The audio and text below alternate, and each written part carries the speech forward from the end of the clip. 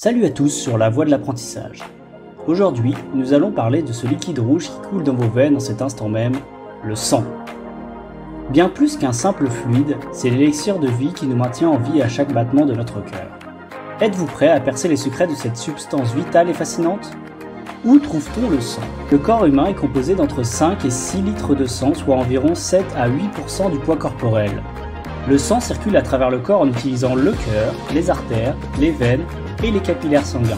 Le cœur a pour fonction de pomper le sang dans toutes les autres parties du corps. À quoi sert le sang? Le sang est très important pour l'organisme et a de nombreuses fonctions. Le plasma sanguin transporte les nutriments provenant de la digestion vers les cellules. Globules rouges et globules blancs transitent aussi par le sang. Les globules rouges servent à transporter l'oxygène des poumons vers les cellules. Ces cellules sont riches en hémoglobine, ce qui leur donne cette couleur rouge. Les globules blancs, qui sont les cellules combattantes du corps, se situent aussi dans le sang. Elles interviennent lorsque des agents pathogènes sont détectés. Les plaquettes sont aussi présentes dans le sang et permettent la coagulation.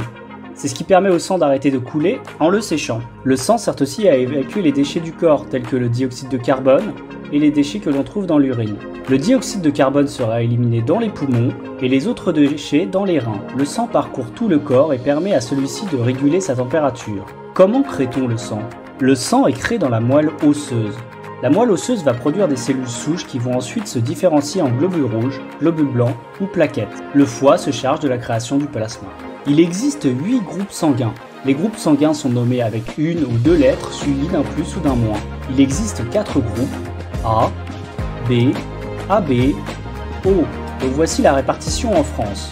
Les personnes du groupe sanguin A ont des anticorps anti-B. Les personnes du groupe sanguin B ont des anticorps anti-A. Les personnes du groupe sanguin O ont des anticorps anti-A et anti-B. Et les personnes du groupe AB n'ont pas d'anticorps. La présence d'anticorps signifie que la transfusion est incompatible. Le plus et le moins est pour rhésus positif et rhésus négatif. Les personnes qui ont un rhésus négatif produisent des anticorps anti-rhésus positif. Le donneur universel est donc O-, et le receveur universel est AB+. D'autres groupes sanguins sont très rares et il est difficile de trouver du sang compatible. C'est pourquoi le don de sang est très important. Lors d'un don, on donne moins de 500 ml de sang. Et ce don permet en moyenne de sauver jusqu'à 3 vies. J'espère que vous en avez appris plus sur le sang. N'hésitez pas à vous abonner et à liker si cette vidéo vous a plu.